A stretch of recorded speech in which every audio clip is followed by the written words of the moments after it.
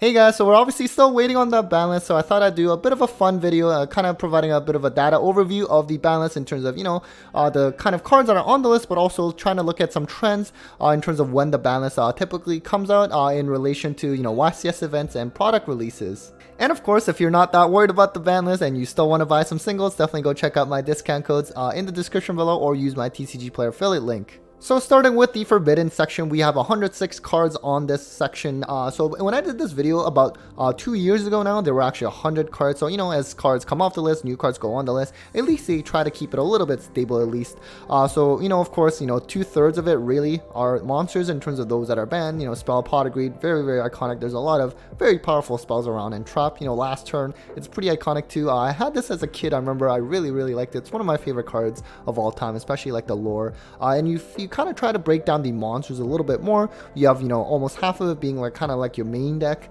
effect monsters, and then you have Link second. When I did this 2 years ago, it was actually Xyz monsters that were a little bit higher and ranked second. Now we have Links. Obviously they're really busted, really easy to make. All the times they're probably gonna keep being added to this list.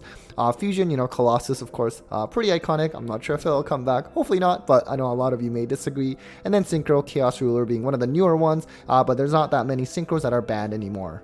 In terms of limited cards, we do have 81 cards on this section, and so we actually had about, I believe, 85, 86 the last time I did this 2 years ago, so it's actually gone down a little bit since then. Again, mostly monsters, Magma being one of the more recent ones. Monster Reborn, also iconic, and there can be only one. Being only at one is also pretty poetic as well. In terms of monsters, again, if you split it down, most of it are 2/3 of it main deck extra, or rather main deck normal monsters. You have Synchros, something like Omega, that should probably stay at one. You still have some normal monsters, which are just like the Exodia pieces essentially. And then you have Link. So it's funny with Link, they're either just like banned, and there's very few that are actually limited. Striker Dragon being one of them, but the other two of the 3 total that are limited are just like those Rika based Link monsters. And then you have Beatrice, which arguably could also be banned at some point as an Xyz, and Gem Knight Master Diamond is the only fusion monster to be limited. So next, in terms of the number of changes for every ban list, the reason I wanted to do this is, a lot of times you see these like ban list predictions being made and there's like 50 cards on the list. It's fun to do, but obviously not very realistic, because if you kind of look at it really in terms of the ban section, actual number of forbidden cards, really it's like 3 to 4 cards each list. You're not going to have like 20 cards getting banned or anything. Limited, there's actually a decent amount, ranging from anywhere to 1 to 11. Mean was about 6.1, what median of 7 cards on the limited. Semi-limited is a little bit of a weird kind of interesting situation, because a lot of times there's actually no changes. Sometimes though, like the list where Kesha Unicorn went to 2, there were a lot of cards on the semi-limited list, which I think at least the TCG side have tried to keep this section pretty small, and then all of a sudden it got kind of at least a lot larger than what we're used to. So this one's a bit of a crapshoot. And then unlimited, there's about 6 cards essentially that kind of come off into unlimited section. I should also clarify, we're only looking at, and also for the remainder of this video, going to be looking at from the May 2022 ban list and onwards. And the reason for that is it keeps it kind of recent in the last 2 years, but the most important part is this is when we actually started getting in-person YCS events back again. This is YCS Charlotte, and I do think that is important in terms of when the ban list actually comes into gets announced and also comes into effect, because when you have actual in-person events, you have like to consider like the time to be able to get the cards before that kind of premier level event. Also, I should just quickly point out, I did do a ban list prediction survey about, I think in February, somewhere in that mid, a month and a half ago. And so, Sanctifier, of course, this is one of the cards where about 20% at the time thought it would get banned in the next list. Honestly, if I were to ask this now, this number is probably going to be much higher. Similarly, with like something like Snake Eye Ash, half the people thought it'd get limited, probably again, a lot higher if I were to ask now. So definitely go check out that video. I'll link that down below in terms of the community's thoughts on what cards will get hit. Okay, so now let's do something fun. Let's try to look at if there's any kind of trend whatsoever in terms of when the ban list actually comes out. So first off, a lot of times I think when people think about, oh, when's the next ban list coming, they try to anchor it to when the previous, or rather the current ban list came into effect. For example, right now, our list came into effect January 1st, and they kind of base the time around that. But really what I think you should be basing the anchor point is when the list was actually announced, not necessarily when it came into effect, right? So even though this ban list came into effect January 1st, it was actually announced December 19th. Now, obviously that's a bit of a interesting situation because it was like winter holiday, so they're going to give a little bit more time. But But nonetheless, if you were to base it on the announcement from the last ban list to the announcement of the next ban list, this is sort of what the gap looks like. So you see an average of about 99 days, so essentially a little over 3 months. And right now we're actually at 102 days at the time of recording this video, which is Saturday, March 30th. So you also notice that, and so we're essentially, first of all, I should say that we are in that time frame where a ban list could potentially come out for sure. You do see that in the December 2022 and February 2023, the gap between the two ban lists were actually quite short, around 2 months essentially. And if you recall, this was because it was during that tier 0 tier limit format. You had that first list come out in December, which really didn't do much, honestly. They put like Orange Herald to 1, they put like D-Fissure to 3 to, I guess, help some other decks combat against tier limits. Really terrible way to do it, but anyways, they did that. And then, not that long after, they released another list, and that's when they really just destroyed tier limits, putting the names to 1, banning Kit, and also putting the Shizu names to 1 as well. But for the most part, it seems to be around, like a little over 3-month mark. Now, the other thing I kind of alluded to earlier is, the day between when the ban list is actually announced and when it actually comes into effect. And the reason I'm interested in this, because lately I find that the gap between when it's announced and when it actually takes into effect has been longer than what it was before COVID, for example, which used to be only like a few days. At least that's how it felt like. So now you look at here and you actually look, it's around like average of 8 days from when it's announced to when it actually comes into effect. Keep in mind, May 2022, this was May 17th, I believe. It actually came into effect the day it was announced. We've had that happen again before. I remember at some point in 2019 as well. It doesn't happen that often, at least not anymore. But you could argue, that's a bit of a unique situation. Again, we just started to have like in-person events coming back at that time, so maybe they didn't need as much like leeway in terms of time between announcement and implementation. So perhaps you could sort of exclude that as an outlier, but nonetheless, especially nowadays, seems to be like about a week at least. And that 13 days for January 2024, the most recent list right now, again, that's a bit of a different situation because we did have it got announced during like just before the Christmas holidays, which I do think it matters. Some stores are closed, it's harder to get cards, so I think that's why it was a lot longer.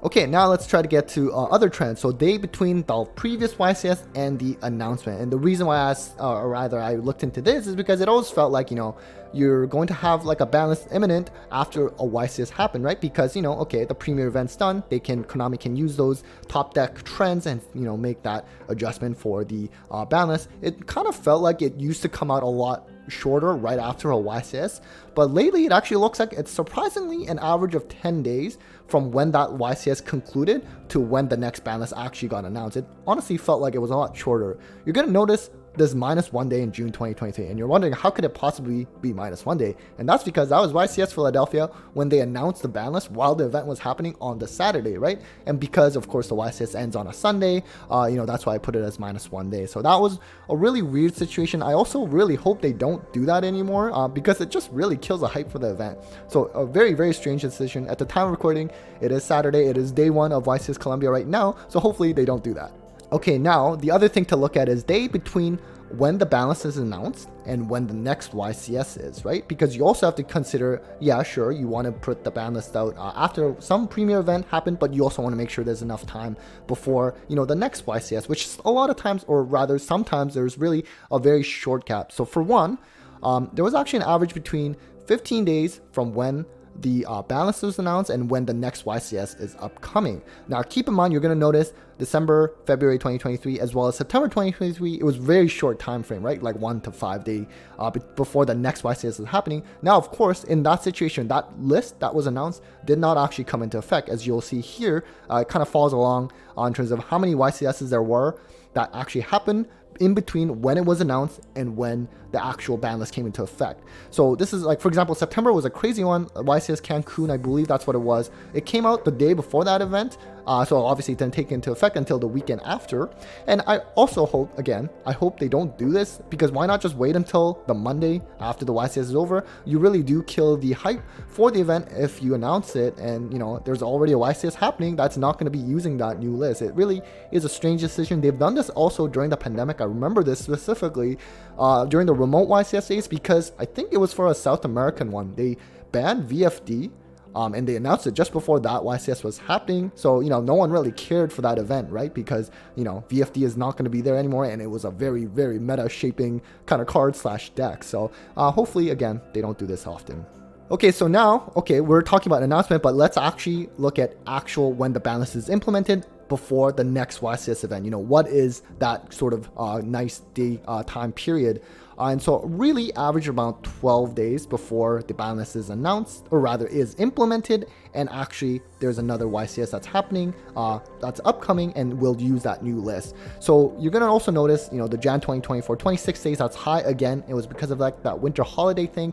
That's probably maybe something we need to not include. But there are some times where, you know, really there was a shorter period before that ban list is actually still used for that next YCS. The other thing to consider is how many actual unique YCS events happened between, you know, when that last ban list was implemented and then between the next announcement, right? So essentially, if you look here, you look at around, you know, 3 to 7 YCSs actually happened from the last ban list coming into effect to when the next ban list is announced. So right now, including Colombia, that's happening this weekend, that actually means we have had 5 YCS events from this January 1st ban list be in effect, and up until, you know, whenever this ban list comes out. So we've hit that mark where, you know, it is presumable that it can actually come out now, but you never know. As we saw in June 2023, there were actually 7 YCS events that happened between, you know, the previous ban list and the next list being announced. And we do have YCS Guadalajara and Raleigh coming up on April 13th and April 20th. That would put us at 7 YCS events if we were to actually keep using the same list.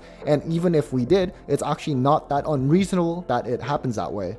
Now, the other thing I wanted to consider is the product release date, and I only looked at core sets. You know, you could argue sometimes the side sets could matter maybe in terms of ban list release date. I mean, there are some deck building sets that are definitely about to be meta defining, but, you know, also a lot of times there's also like kind of like just more so reprint sets. So not to make it not too complicated, I just made it for core set only. And so you're going to look here and we see an average of about 41 days from the time that the ban list is actually in effect, not announced, in effect, and the next core set coming out. We do have Legacy of Destruction coming out April 26th. That's just under a month away. So we are kind of cutting it close, especially, and we'll get to this later. I'll talk about that later.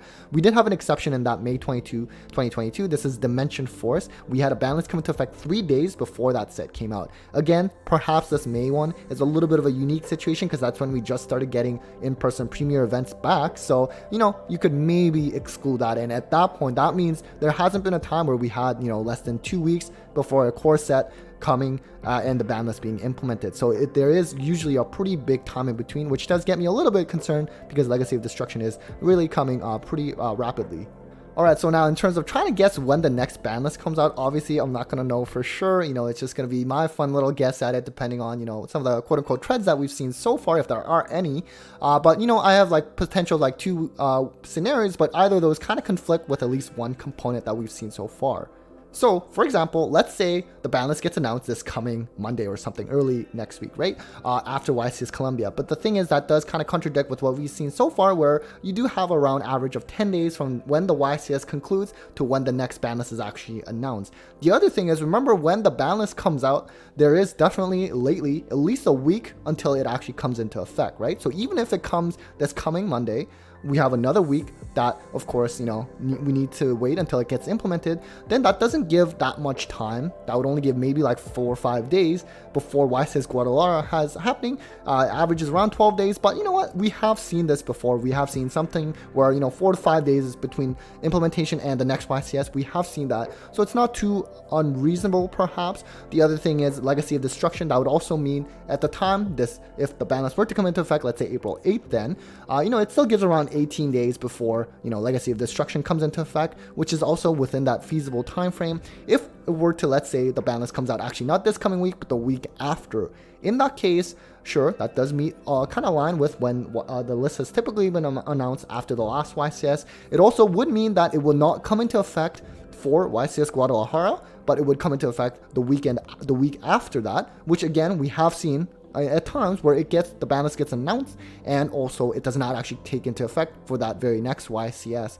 The only downside of that approach is that it does kind of make it very tight between, you know, when the the ban list is implemented and when Legacy of Destruction actually comes out. So there are contradictory kind of components in that respect. Hopefully it does come out soon, though. I do think that, you know, it should probably come out within the next couple weeks. But again, at the same time, we have seen, at least in one instance, where we've had 7 YCS events with the same ban list, and we could potentially have that if they just decide to use the same ban list for, you know, both Guadalajara and Raleigh as well. The other thing to consider is that we do have national season coming up, and it kind of seems like they don't actually try to switch up the ban list once that season starts and just kind of keep it uniform throughout that whole period, and then you do a ban list and then you have like Worlds or whatever. The only downside, or rather the only thing I would argue against that perhaps this time, is that we do have Infinite Forbidden that comes out just before the NAWCQ starts. It will be legal for that event, in which case and Infinite Forbidden would not be legal for some of the Nats that are happening, you know, in Europe, for example, prior to that, which because it's starting from like I think early June. So,